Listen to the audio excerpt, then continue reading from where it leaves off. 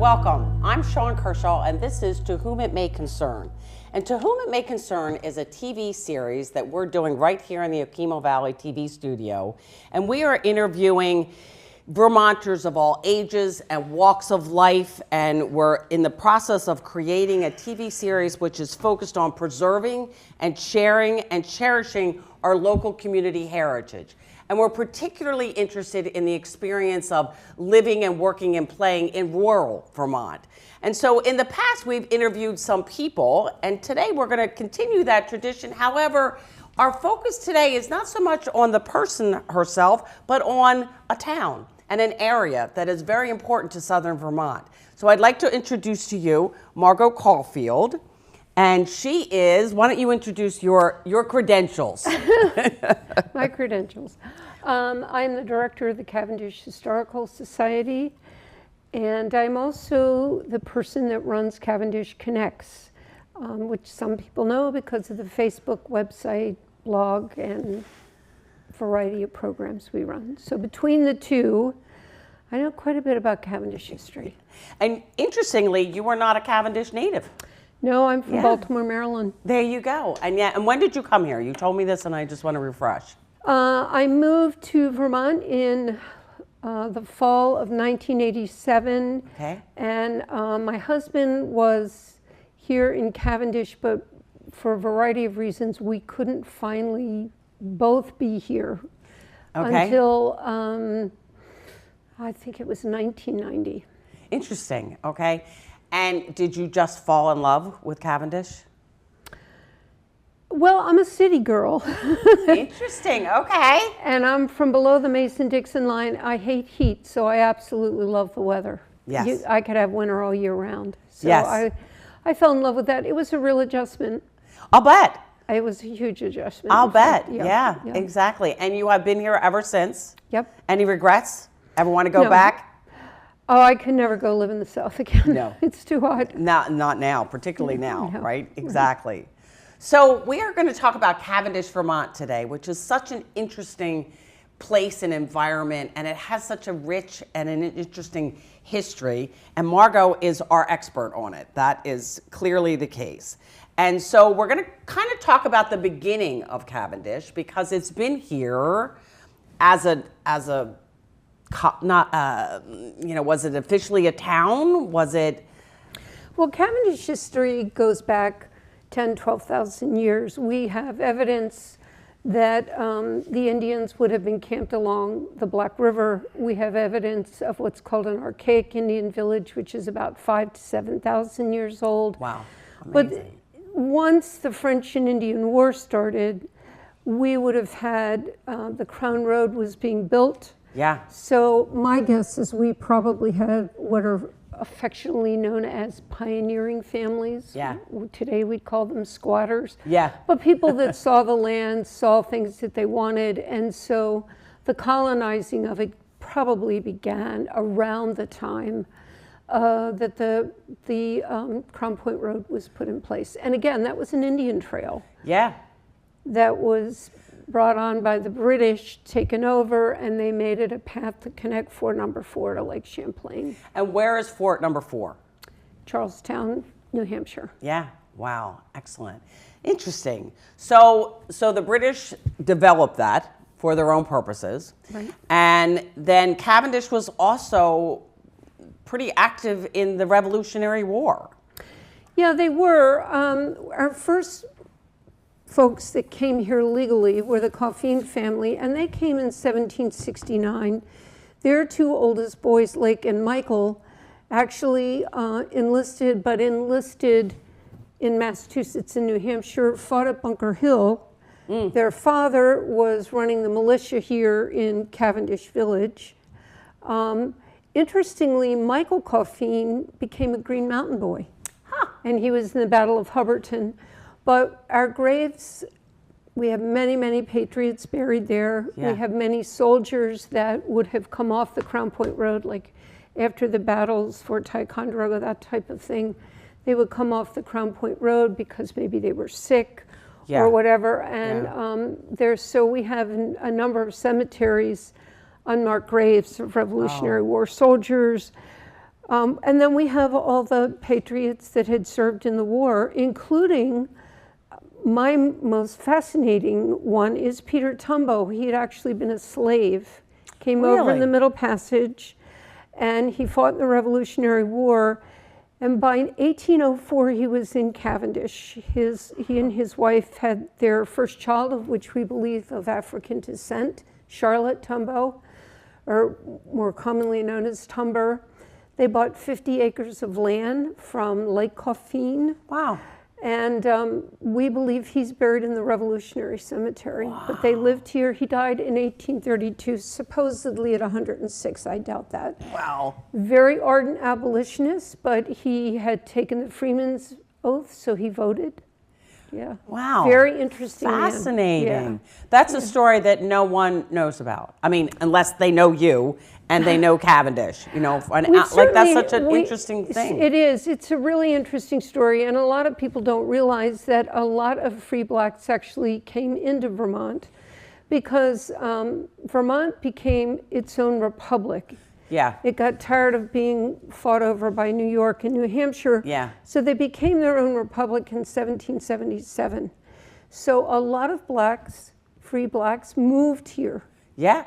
Didn't move to the, usually you'd think they would go to the port cities like Right. Boston. Right, sure. But they came up here because Vermont outlawed slavery from the get-go. Yeah, interesting. Good for them. Yeah. Yes, in Well, so many ways. There's some caveats, but I'm we sure. don't have time for that. But I'm sure. But in fact, they came here for a better life. Yeah. And Vermont was not a colony originally during the Revolutionary War. We were not part of the original 13. We didn't sign the original. No, we didn't. Yeah. We were the 14th state. Is that what it is? Okay, that's We're the interesting. 14th, and many people don't realize that one of the big people that pushed for Vermont to become a state was Ethan Allen. Really? Yeah. I didn't know that. Yeah. Yeah. Yeah. Wow, fabulous. Excellent. Thank you. So you are all things Cavendish, okay? And one of the things that is incredibly interesting about Cavendish is our friend Phineas Gage.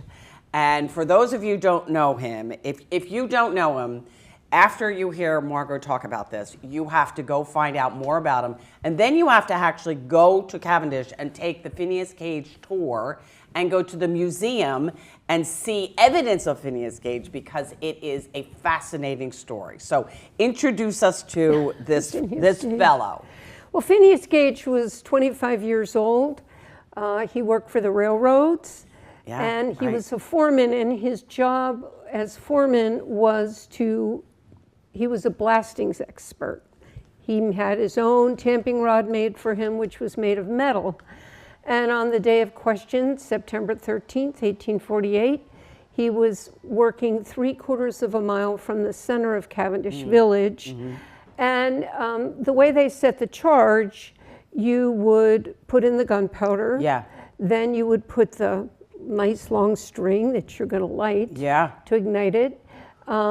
Long enough for you to be away. Well away. Hopefully. And then you would there would be sand. Yes. And his job was to tamp that sand down. Okay. They wanted the best bang for the buck, literally. Yeah. And on the day in question, he was standing over it, holding the tamping rod, and he must have turned his head to talk to somebody. And what appears to happen is that the tamping rod hit the rock and the gunpowder at the same time. It exploded, and it entered here, under the left cheek, and out the top of his head. Yes. And I'm picturing that. Well, as long as you picture it and don't have to experience it. Yes, exactly. Yeah.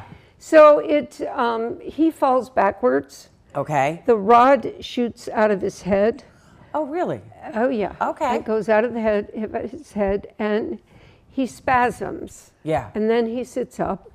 Well, they realize something. He's in really bad shape. They put him on the back of an ox cart. They take him into Cavendish Hotel. He's staying at this inn there, the Adams Hotel. He gets out, a little unsteady on the pins, but he's walking out, and he would have been a mess. He would have been a mass of just burns. This would have all been burned. Yes. he would have been bleeding, and now he is starting to get nauseous and sick because of this stuff dripping down the back of his throat, not to be too gross. And so every time he throws up, a little bit of gray matter pops out of, So the first doctor shows up, Dr. Williams, and he gets him upstairs. And then he's joined by really who saved his life is Dr. Harlow. Okay. Dr. Harlow is a fascinating guy in his own right, and we do talk a lot more about him. But he has studied under the best, probably among the best physicians of that day and time. He came from what we call Jefferson Medical, and he studied with a guy by the name of Dr. Thomas Mutter. If you've been to Philly and seen the Mutter Museum, one and the same. And he landed here in Cavendish, Pennsylvania. Cavendish, Vermont. Well, Harlow went to medical school in Philly. Yeah. And then he came up here and had been practicing 3 or 4 years. Yeah. But he had trained under Dr. Mutter. So he actually did have an understanding how to take care of traumatic brain injuries, because they saw a lot of that. People got hit in the head all the time with horses. I'll bet. That's true. So he didn't, that's true. That makes sense. He didn't just seal everything off. Yeah. But the weirdest thing, and I understand it, he's looking for bone fragments because he's trying to clear that up. So he goes like here and touches. So he knows that this is passed through. And the thing about Gage, he is healthy and strong. So he starts recovering. He gets horrible infections. Okay, sure. But this guy has been trained in aseptic technique. So Harlow washes his hands. Wow. And he uses all clean materials, clean bandages. He comes to work with him, he is clean. Wow, yeah. Very different than what was the rest. Very different in that day and age. Yeah, yes. Wow. But that's thanks to Dr. Mutter and the training he received in Philly. Long story short, he does get infected. He describes it as almost looking like mushrooms growing out of here and the top of his head. Yeah. He removes all of that because they had him ready to, they had the funeral clothing, they had the coffin, family was there. Sure. They're all ready for him to go. Yeah. But he does survive, and Harlow really documents the changes in him. Yeah. And it's a fascinating story because really I think Harlow is really the beginning of our more understanding of traumatic brain injury, because he's writing all of this up and he presents this, he stays on it. When after Gage dies, he contacts the family. He is able to get not only the tamping rod, but the skull. Wow. And we do have an exact replica of the skull that you can see, and we have a sort of tamping rod. We have a lot of things you can see, including some stuff of Dr. Harlow's. Wow. But in many ways, this is the beginning of understanding that you can survive a brain injury. Yeah. That the brain has different parts of the brain that have different functions. Right. And Harlow was really the one that really set the path on that. So we have visitors from all over the world. I'll bet. And we go into a lot more information every year. We do a Phineas Gage talk. Yes, just fascinating. The Sunday closest to the accident. Yeah. And we go and visit where the accident occurred. Some years, if I have time, I even make a brain that can be eaten at the end. So, a Jello brain. Right, but you can stop by the museum on Sundays from 2 to 4, and you can certainly see a lot of the artifact, and we can certainly talk to you about it. So really, this was almost the beginning of neuroscience.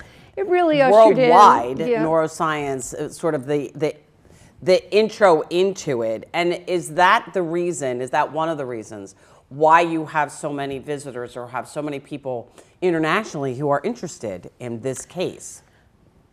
Yeah, they are, but I have to say at the time, I think people have the idea that there were probably big giant headlines about all of this, and that would not have really been the case. Right. But word spread, and so people came from Dartmouth. They came from all over, and they just were very curious. It was an amazing curiosity. Yeah. But people that study brain injury certainly know who Gage is. Now, this Yeah. is the interesting thing. My background, my undergraduate degree was in experimental psych, and I worked in traumatic brain injury for a long time at Shock Trauma in Baltimore. Wow. I had never heard his name Interesting. until I met my husband. And then, so, and it's just because the whole field had moved so rapidly. Sure. And we were focused on what was current and day to day. Absolutely, But when of I course. give my talks, a lot of people come that are dealing with brain injury, Yes. and they Just want use them as to. a They speaker and I are turn up the fascinated. headphone And the volume most interesting piece of this Once in a while, case. just make sure that Today we talk about neuroplasticity Yeah. and neurogenesis. We do Yeah. get new brain cells. We do things. We can attach onto them. We can rewire the brain. All of that are Right. common conversations. But the father of neurogenesis is a man by the name of Rusty Gage, and he would be a cousin of Phineas Gage. Right. Their ancestry goes back to the first Gage that came to There you go. the shores Wow. of America. Yeah. So a direct line. Direct Really? line. They are absolutely related. Yeah. And his cousin would have been so impacted, you know, Well- by the accident itself, possibly. No. probably. Rusty Gage is alive and well. He's Oh at the- my goodness. Okay, never mind. Yeah. Got it. He's at the Salk Institute, but he's considered the father of neurogenesis. He's done the research, No, I think it's just and I've had. It's been my pleasure to really communicate Meet with with him him. and talk Yeah. with him Yeah. and ask him why he thinks Gage lived. He lived for 12 years Yeah. and did all sorts of things, and he really feels it definitely was neuroplasticity Yeah. at work. So it's Wow. a But I might have fascinating said example. It is. It's And one family.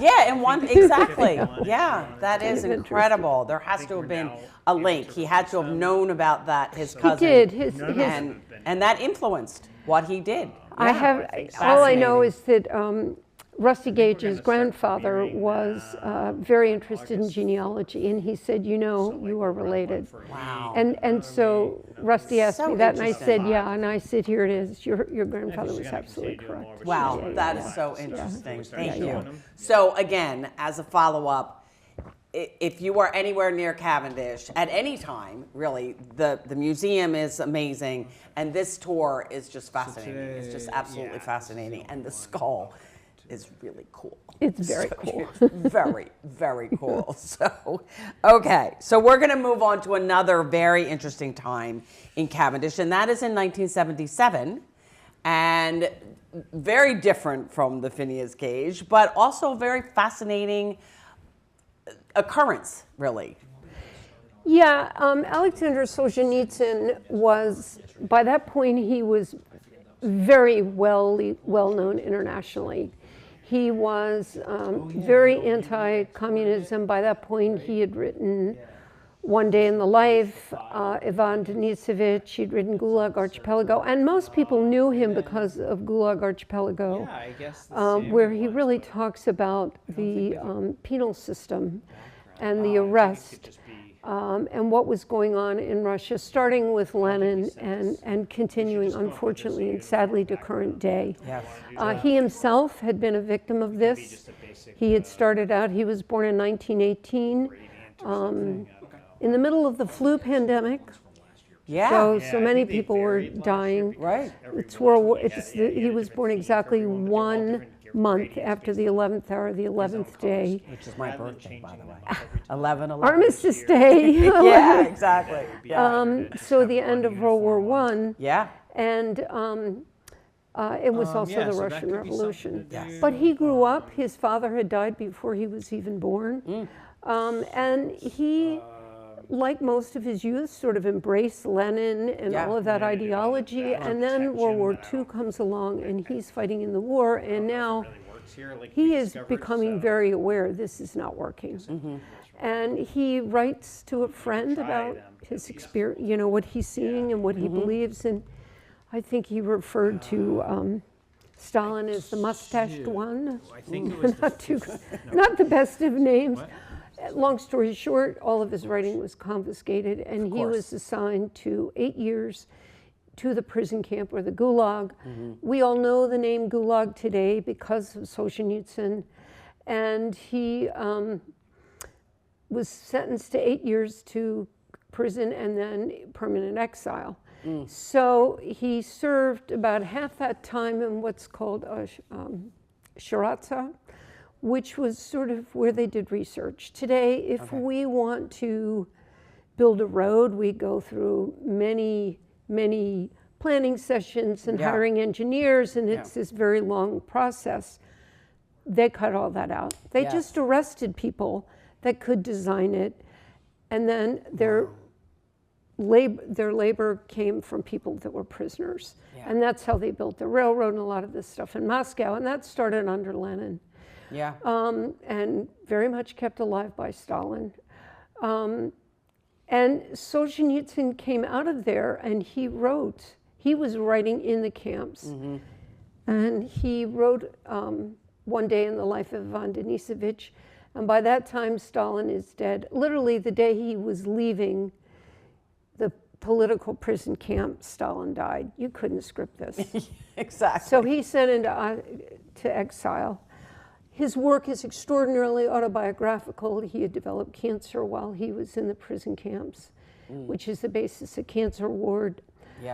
His experience working in the Shiratzas that's in the first circle. And then the overriding was both One Day in the Life of Ivan Denisovich and also Gulag Archipelago. And so he releases One Day in the Life of Ivan Denisovich because Khrushchev's in power. And there was a softening up. So so now everybody is reading this and they're like, aha, so that's what's going on. That's what's happening to my family members. Long story short, once Gulag Archipelago was released, which was not released in Russia, of course, he is arrested and sent and stripped of his citizenship and sent into exile. And where is exile? Exile initially Siberia, or is it out of the country? No, he's sent out of the country. He goes to Germany, then he goes to Switzerland. They're in Switzerland, and he really wanted to write. And so he and his wife decided the best thing would be the West. They knew they were going to move to the West. Because he wanted the privacy to write.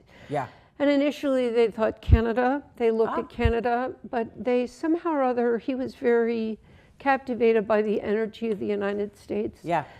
And they bought the property in Cavendish, sight unseen. They had pictures, but they hadn't seen it. And then he came first, and then the whole family came, which was 4 kids, his mother-in-law, as well as his wife and himself.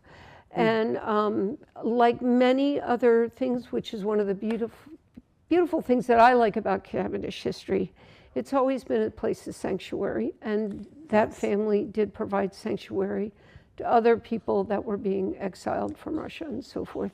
In 1992, as we know, the Iron Curtain fell, the USSR comes apart. And he stays for a couple more years to finish writing The Red Wheel, and then in 1994, they go back to, he and his wife go back to Russia. This is still a family home. It is why we do not give directions. Don't ask me. I'm not going to give them to you. I will not. Mom's the word. But we are fortunate to be working very closely with the family, and many people in town know the family, and they are just an important part of our community. They're just like anybody else. People always ask me what was the best thing that Solzhenitsyn gave your town, and I always said his sons, because his one son still lives here and very involved in the community. He and his wife are 2 people that I count on to work on lots of projects, not just on Solzhenitsyn, but we do have an exhibit. We do have plans for a more permanent museum. It's all in the works. Oh, fantastic. We have various programs we run, but I've even written a book for children 4th to 7th grade about it. I go to schools and talk about them. Oh, that's amazing. And does he have grandchildren here that are still, and they do, and they're still part of the Cavendish community? They very much are. Wow. So he did leave his legacy here. Big time. His grandson, one of his grandsons, is an amazing athlete and scored the winning goal for Green Mountain Union High School to win the soccer state championship. So, awesome. Amazing athlete. And he passed away. Solzhenitsyn, yes, he died in 2018. Okay, so not too long ago. Hold on, right? I got that wrong. 2008. I'm sorry. We did a big celebration of him in 2018. it's hard because we always celebrate things that end in 5 and 0. Sure. So That just- unfortunately, his timing of his birth jives completely so that it'll be his 100th birthday, Right. and it'll be the 155th or whatever for Phineas Gage. So Right. every year, so many years, there's like these big anniversaries we're trying to celebrate at the same time and do justice for both people who are very, very internationally known. Yeah. That's amazing. It's fascinating that it's just literally up the road in a little town of Cavendish. We're a small town with a very giant history, and we do a lot digitally. We have a big Facebook presence because it's a lot of history, and we do want to get that out. We do run Facebook pages for Phineas Gage and Solzhenitsyn, and we do talks. But we do a lot online, and we entertain visitors from all over the world for both. Fascinating. And do our best to translate things in different languages. Yeah. Oh, that's unbelievable. Wow. Yeah. Wow. Small but mighty. Yeah, we are. Small but mighty. We've got some great volunteers. Absolutely. That's amazing. And the one other topic I would love to cover with you is, I don't want to say near and dear, it's close to Vermonters' hearts, and that is flooding. And Cavendish has been impacted by flooding since its inception. And there are famous floods. Unfortunately, we are living in a time where there are famous floods now. But just kind of tell us how flooding has impacted the town. Sure. First of all, what's interesting is that the native people did not build on the Black River. They knew they would camp there and they would fish there, and there are definitely places along the Black River, we're pretty sure, where they would have had camps. The Black River was a main thoroughfare for them. Yeah. 98% of Cavendish is in the Black River watershed. Mm-hmm.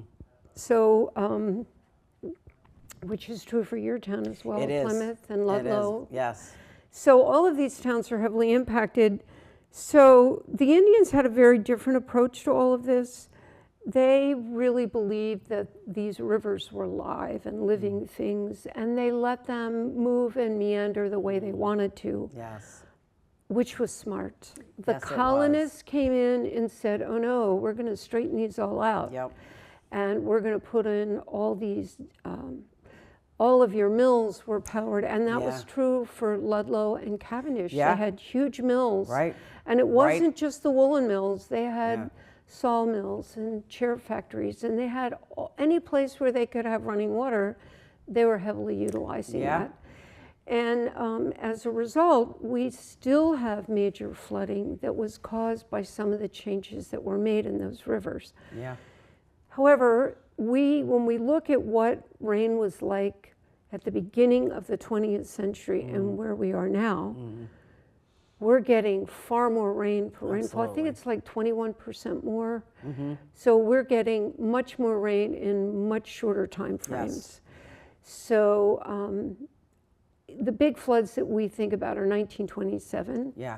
And people will have seen the big pictures of Cavendish and the Cavendish Canyon where this huge part was dug out. And of course, that reoccurred in 2011 during Irene.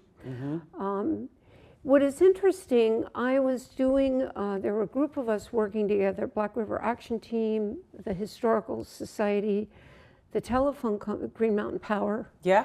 Because there's a power dam. Yes. And there was a hydrogeologist there. There were a whole group of people. And this was a couple years before Irene. And the hydrogeologist told me, he said, because of climate change, he said, you are due for a 1927 style storm. Wow. Flood. Wow. And he said, once that happens, you can expect the next one about 10 years later, and after that, every 5 to 10 years. So, wow. He had a crystal ball. Well, they have a level of science. This is not my field of expertise that I don't know, but sure enough. Wow. We had 2011, and I'm very involved in the shelter program and prevention and rehabilitation, wearing my Cavendish Connects had. And so Patrick had interviewed me in 2011 after Irene. He came by the shelter. And then he came by again after 2023 floods. In July, and he said, "Did you expect this?" And I said, "Absolutely, absolutely." So as a result, we not only got flooded multiple times in July 2023, we had parts of town that were also really hit in December of 2023. Yes. And we now have really worked to build a lot of programs to try and do prevention. It's our whole culvert crawling thing, which you have another whole video on that we've done, to try and prevent that. And there is work happening in your hometown, as well as Cavendish and Ludlow. We are working really hard. A little off the track of history, but we should learn from history where that flooding has occurred, and we need to be smarter. Yes. You know, for years after the 1927 flood, there were no homes built. Where there were 7 homes that were washed away. Cavendish had no homes there. Really? But then in the 1970s, people had the idea, oh, we won't have a problem. It's so long ago. Yeah. And that's just not the case. Was Irene the same caliber of 27? Was 27 about, you know, how did they kind of, on a scale? Well, I think and I know there's not apples and apples. And a lot of people always say 27 was the worst we had. But in Irene, and I know this because I was running the shelter, we ran the shelter for a full solid week. Yeah. Okay, where we were providing meals, and then we kept the store open for another so many, whatever. We had 4 houses that were very, very heavily damaged, but more importantly to the town itself, it was all the roadways that were damaged, the infrastructure of the town, and we were without power. Some places didn't have power for almost a month after Irene. And I think it came in at about 4.7 mil is what it cost. Yeah. And that's just really to put the town infrastructure back together. Right, It just get to back to barely baseline. This wasn't counting all the houses that had to be repaired, all of that. Right. This storm with the 2023 floods, I think the bond was for $2 million, which still hasn't been reimbursed. Yes. Everybody's having that problem. Yes. But the big difference was that in 2023, we ran the shelter for 2 solid weeks, and that was because where before we had everybody come into the shelter for all their meals. Sure. We only lost power for a very short period of time, only in specific location. Right. So everybody wanted to be at their property. Yes. So we took the food to them. So for the first week or so, we did breakfast, lunch, and dinner. Right. Then it was just breakfast and lunch, and then we stopped. However, when we closed the shelter, which is at the Cavendish Baptist Church, when we closed that shelter, the Mennonites started coming in, and that became their place to stay. And they were there for well into September. Wow. So, and they were the basis to serve the whole Okemo Valley. So they would be in Plymouth, they would be in Ludlow, then they went to Londonderry. Wherever we provided a shelter for them. So our shelter, and I love this piece of Cavendish history because we've always given shelter and we continue to do that. And it isn't just helping our town, it is helping our region. Yes. And it's my favorite part of Cavendish history. Yeah. The generosity, just the generosity in spirit and in deeds is just amazing. And we have a really amazing community. I think many people have seen the film that was made by Wendy. Yes. Yeah, the Forgotten. And I think when we understand this, it felt like we were forgotten probably by the state because I would order, you know, I'd have the town manager order things, it would never come to us. Right. It was frustrating. Yeah. But we have never forgotten. Yeah. And our history doesn't forget, as you've seen in the timeline I shared with you.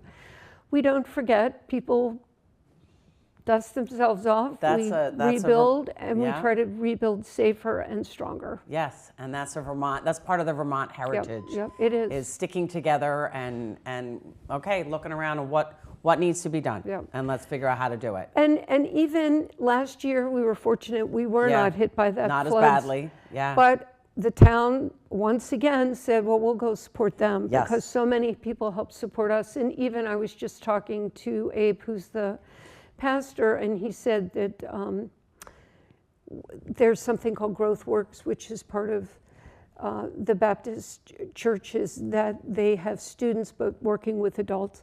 They were just in Ludlow doing repairs still from 2023. They were down in Londonderry. And he was saying we may need to send a team up north because there were a few houses badly just hurt recently. again. Yeah, exactly. But that's Vermont. And when I worked with FEMA after Irene, they said, you know, they had just been through Sandy. Everybody remembers. That's right. Absolutely. Not Sandy. Sandy was the year after, but they had been through Hurricane Katrina. Oh, that's right. So many of those people had been in New Orleans. Right. And they said, we've never seen anything like this.